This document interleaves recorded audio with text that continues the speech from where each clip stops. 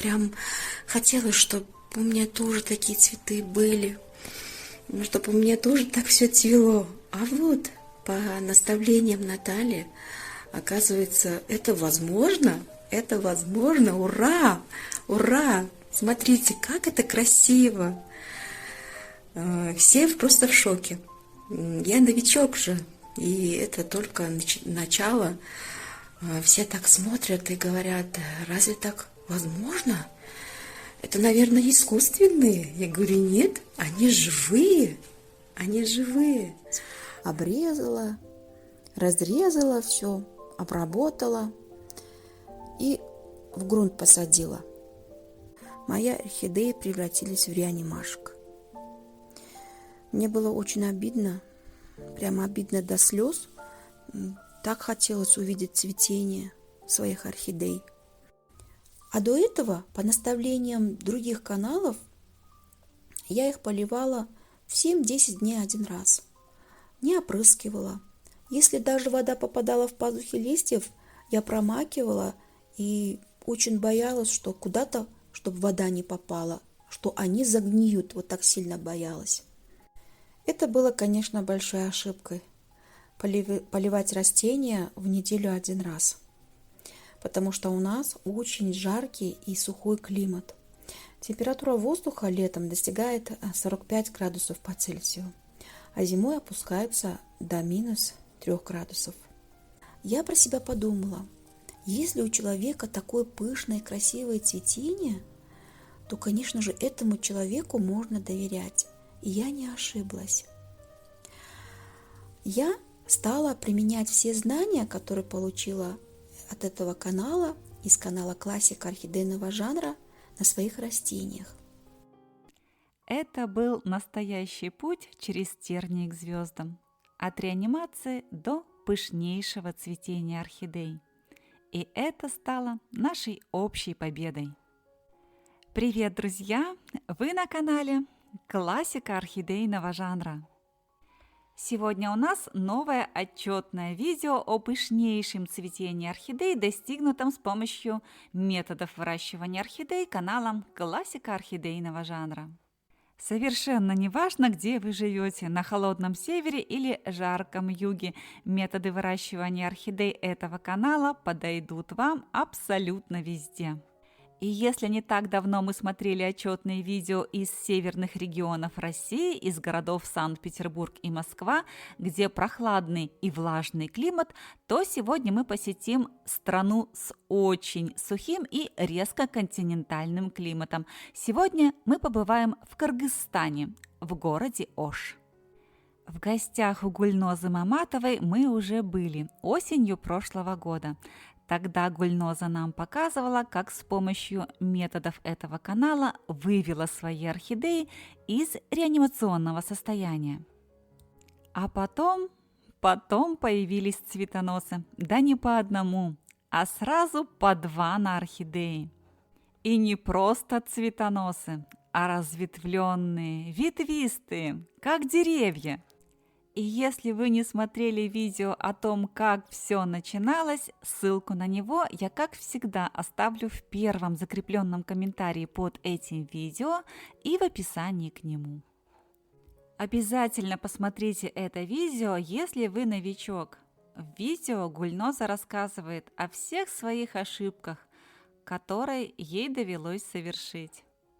Ну а теперь встречайте, друзья, Гульноза Маматова, город Ош, Кыргызстан. Приветствую всех зрителей канала «Классики орхидейного жанра». Здравствуйте, Наталья. Ну вот, мой видеоотчет о моих цветущих растениях. Горячий привет из Южного Кыргызстана, города Оша. Меня зовут Маматова Гульноза. Сейчас у нас за окном 30 градусов тепла. Весна, все пахнет, все цветет. И так это красиво. Как у меня появился интерес к орхидеям? Все началось с того, что в марте 2021 года мне подарили белую орхидею. Это был первый цветок, первое растение в моей жизни. И я, конечно же, не знала, как за ней ухаживать. Я еще 2 купила орхидеи. Потом мне тетя, которая уезжала в Россию, подарила все свои цветы. Это были фикусы, антуриумы, спатифилумы и 2 орхидеи, одна из которых была реанимашкой. Я не знала, что с ними делать, как за ними ухаживать, и стала открывать YouTube-каналы про орхидеи и смотреть. Посмотрела, с реанимашкой орхидеи вынула его из горшка, все корни гнилыми оказались, обрезала, разрезала все, обработала и в грунт посадила. И получилось так, что уход мой не понравился. Она вскоре погибла. Среди этих видео я пересмотрела и видео из канала «Классика орхидейного жанра». Это был канал Натальи. Чем он мне понравился? Особенно меня очаровало пышное цветение орхидей Натальи. Я про себя подумала, если у человека такое пышное и красивое цветение, то, конечно же, этому человеку можно доверять. И я не ошиблась. Я стала применять все знания, которые получила от этого канала, из канала «Классика орхидейного жанра», на своих растениях. Опрыскивала 2 раза в день, обильно поливала, кисточкой мазала соком толстянки, алоэ, делала раствор из соков толстянки и алоэ, опрыскивала очень обильно. И, конечно же, я заметила, что мои орхидеи ожили. А до этого, по наставлениям других каналов, я их поливала в 7-10 дней 1 раз. Не опрыскивала. Если даже вода попадала в пазухи листьев, я промакивала и очень боялась, что куда-то, чтобы вода не попала, что они загниют. Вот так сильно боялась. И я заметила, что мои орхидеи ожили, им стало намного веселее. Они стали выпускать корешки, листья стали намного живыми. А до этого я заметила, что листья стали рваться у кончиков. Кончики листьев были порванными, теряли тургор и совсем какие-то были невеселые. Это было, конечно, большой ошибкой. Поливать растения в неделю 1 раз. Потому что у нас очень жаркий и сухой климат. Температура воздуха летом достигает 45 градусов по Цельсию, а зимой опускается до -3 градусов. И вот пришла зима, и в прошлом году я перевела свои орхидеи на подоконник, где не попадал солнечный свет, и досветки у меня не было. Конечно же, мои орхидеи выпустили цветоносы. В каждом цветоносе было чуть ли не больше 10 бутонов. Растили корешки и листики растили. Но цветения я так и не увидела. А почему? Потому что я не обеспечила мои растения фотосинтезом. Не дала им естественного света солнечного.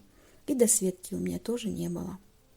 Хотя Наталья нам на канале чуть ли не каждое видео говорит о фотосинтезе, о солнечном свете, о его роли. Но почему-то на этом месте я сочла это ненужным. И я ошиблась. После зимы, без естественно солнечного света и досветки, и без воздуха, конечно же, мои орхидеи превратились в реанимашек.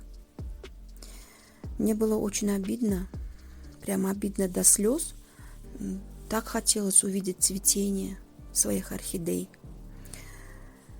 И как раз в это время у Натальи на канале «Классика орхидейного жанра» вышло видео, которое называлось «Сломай его так». И я сломала цветоносы И, конечно же, гормон цветения сделал свое дело, и мои орхидеи процвели хоть на 3-4 цветочка. И это меня очень обрадовало. И я в это время заметила, что их корни стали нехорошо выглядеть. Я их вынула из горшков, освободила тяжи от загнивших корней, посадила в грунт и стала ухаживать так, как советует нам Наталья. Увеличила их световой день, купила досветку, не двигала с этих подоконников, где естественный свет есть. Капала в центр розеточки соком толстянки, соком алоэ. Когда делала опрыскивание, добавляла раствор сока алоэ, сока толстянки. Нашла подорожник, выжила сок подорожника, им опрыскивала. В этих растворах замачивала, обильно поливала, опрыскивала 2 раза в день кипяченой водой. Вот. И, конечно же, они стали выглядеть намного лучше и вышли из реанимационного состояния. Когда я все-таки решила скупить лампу, у меня возникло очень много вопросов. Какую лампу надо покупать? Какого светового излучения она должна быть? Сколько ватт? И как ее прикрепить? На канале Натальи есть видео о досветке. И просмотрев его, я сходила в хозяйственный магазин и выбрала для своих растений лампу. И была радость для моих растений. Как только начинает темнеть за окном, я включаю лампу. И она горит у меня до 11 часов ночи. А в пасмурные дни она у меня горит весь день. И вот вновь подходила зима. И так как эта комната не отапливается, предо мной стояла проблема, заносить мне свои орхидеи вглубь комнаты или нет. Конечно же, мне не хотелось их заносить, потому что там на подоконник не падал солнечный свет. Я решила оставить их здесь. Для этого мне нужно было утеплить комнату. Я сходила в магазин, где продают теплый пол. Мастер мне сделал термоковрики для подоконника. Когда я ему сказала, что это для цветов, он прикрепил к этому коврику терморегулятор, который мог сам регулировать температуру коврика, чтобы корни растений от высокой температуры не изжарились. Этот термоковрик мне очень помог этой зимою, потому что у нас этой зимою было очень аномально холодно для нашего региона. Температура воздуха опустилась до минус 15 градусов по Цельсию, и окна покрылись льдом. Для поддержания теплоты я еще включила обогреватель, и термометр показывал от 17 градусов до 20 градусов по Цельсию. Иногда термометр опускался до 13, до 10 градусов. Но я не пугалась так сильно, потому что на канале Натальи есть видео из собственного опыта, когда у Натальи отключают отопление из-за аварии. И у нее температура падает до 9 градусов тепла. И вот, вспомнив это видео, я просмотрела его и успокоилась. И слишком не переживала, что мои орхидеи слишком будет холодно. И вот вы видите результаты нашего ухода. Шикарное цветение всех моих цветущих растений. Вам большое спасибо. Это ваша заслуга. Ой, если бы не вы, было бы у меня такое шикарное цветение. Конечно же, нет. Вот так, как они у меня шикарно цветут. Это просто слов нет. Вот. Только визги от счастья и все. Вот.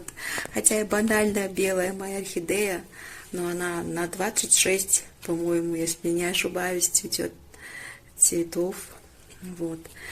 И такой красивый вид из окна, это просто шикарно.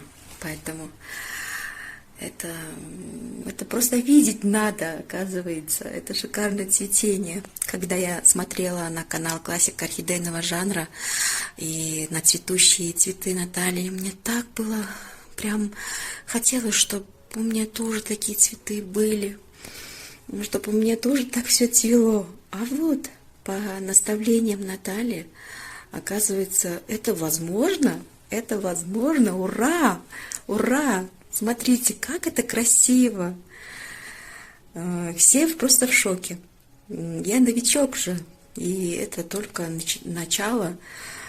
Все так смотрят и говорят, разве так возможно? Это, наверное, искусственные. Я говорю, нет, они живые. Они живые. Они, вот я показываю не распустившиеся эти бутоны, и всем так удивительно на это все смотреть. Им кажется, что как будто бы все это искусственное. Вот, поэтому, Наталья, дорогая наша, спасибо вам большое за ваш труд. Как вы каждое видео с таким любовью, с таким трепетом выпускаете. Хочу поговорить о своем уходе. Еще раз буду повторяться, как всегда нам повторяет Наталья, чтобы эта истина уже прям закрепилась в наших головах. Вот. У меня досветки не было. Я ее купила. Это, конечно, уже вторая досветка моя. Это лампа в 6500 кельвинов. Вот. И в 58 ватт. Предыдущая моя лампа, из-за того, что у нас постоянно отключали свет, она почему-то быстро сгорела, да. Вот. По-моему, была некачественной. Вот. В 7 часов утра у меня здесь солнышко светит.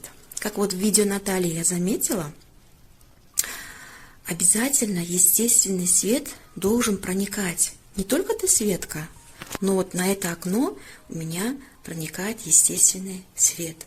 И они прям нежатся в этих солнечных лучах. Так на них красиво смотреть.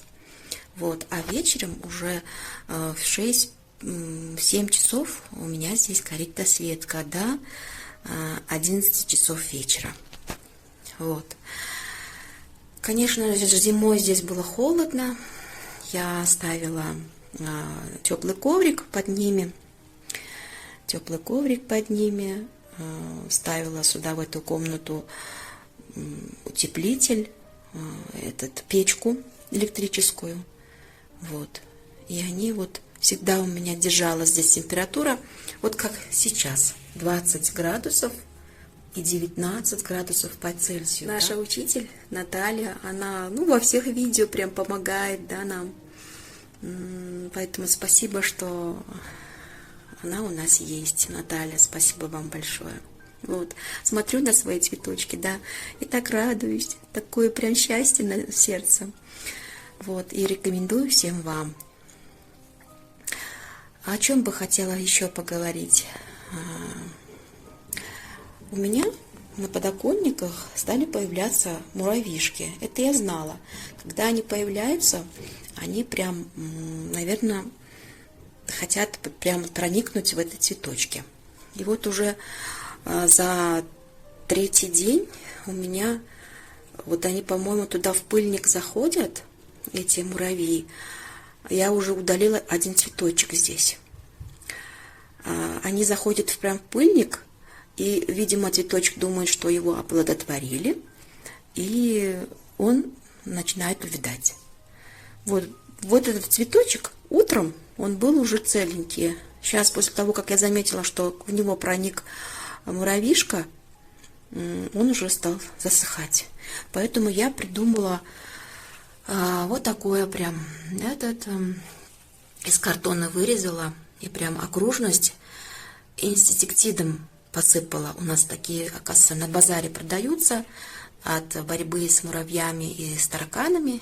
Вот я так вот сделала для защиты своих орхидей.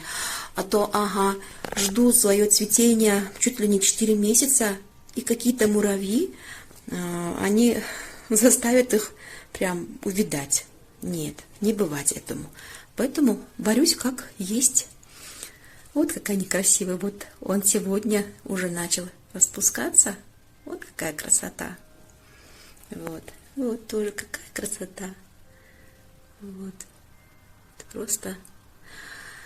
Вот. Горшки мне, оказывается, очень нравятся. Вот такие горшки. Потому что у меня на фитиле. Фитиль очень помогает. И зимой он очень помогал.